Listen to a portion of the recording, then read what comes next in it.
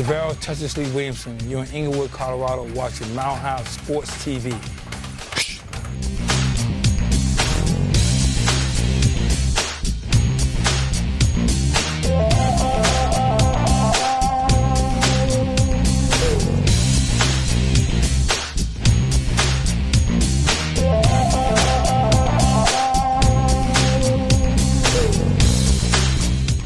As an everyday sports fan, have you ever wondered what it would be like to hit a home run, to pitch a no-hitter, or to compete inside one of the world's most famous sports arenas?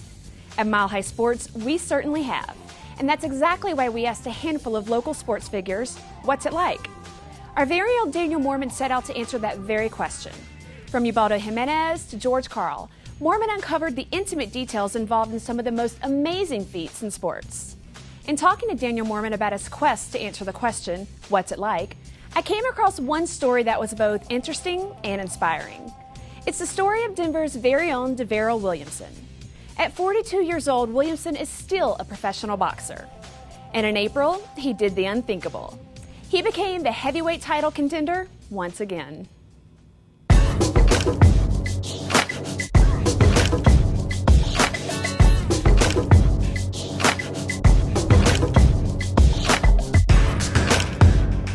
What do you remember leading up to the fight?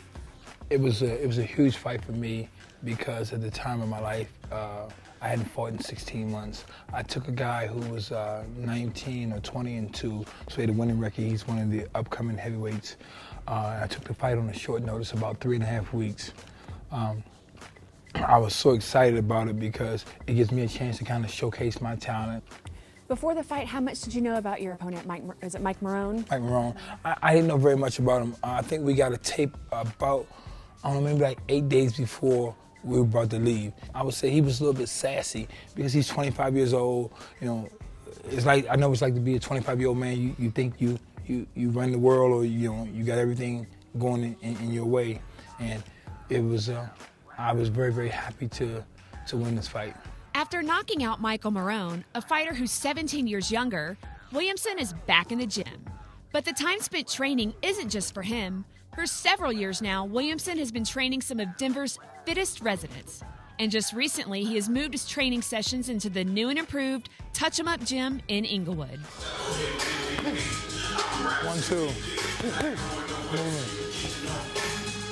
1, 2, 3.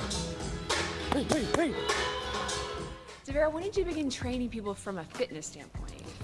Robin, it's been, I don't know, it's been a number of years now. We've been doing this for, I don't know, since 2002, with different people, the common folks, just really want to learn how to understand some of the basic fundamentals of boxing, some of the techniques, and they've just been using it for different things. You know, showing people how to hit the speed bag, or then the heavy bags.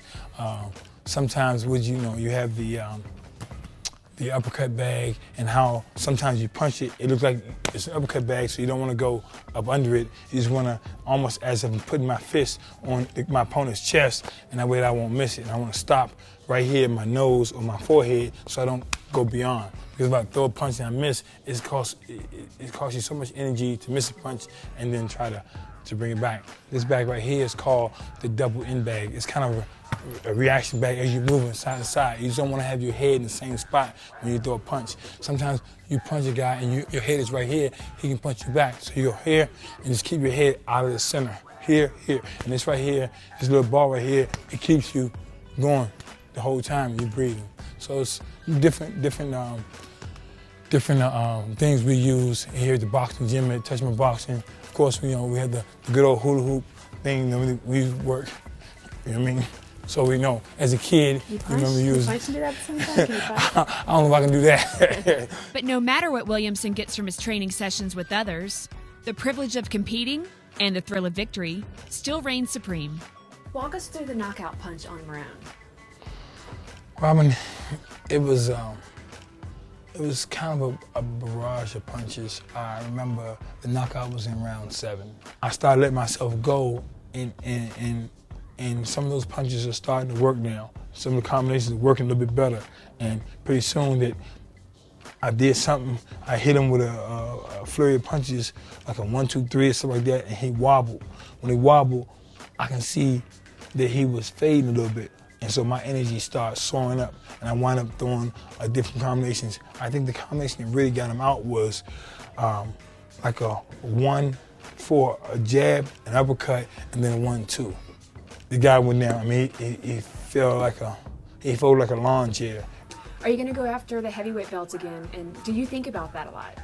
You know, Robin, the heavyweight championship of the world is still within my grasp. It really is. It truly is. At 42 years old, it still is within my grasp. And like I said, in less than 60 days from now, I'll be 43, and it feels amazing to be in the hunt again. And I think that I have a realistic shot of becoming the heavyweight champion of the world. I'm going to win. I'm going to win. You can count on that. You can take that to the bank.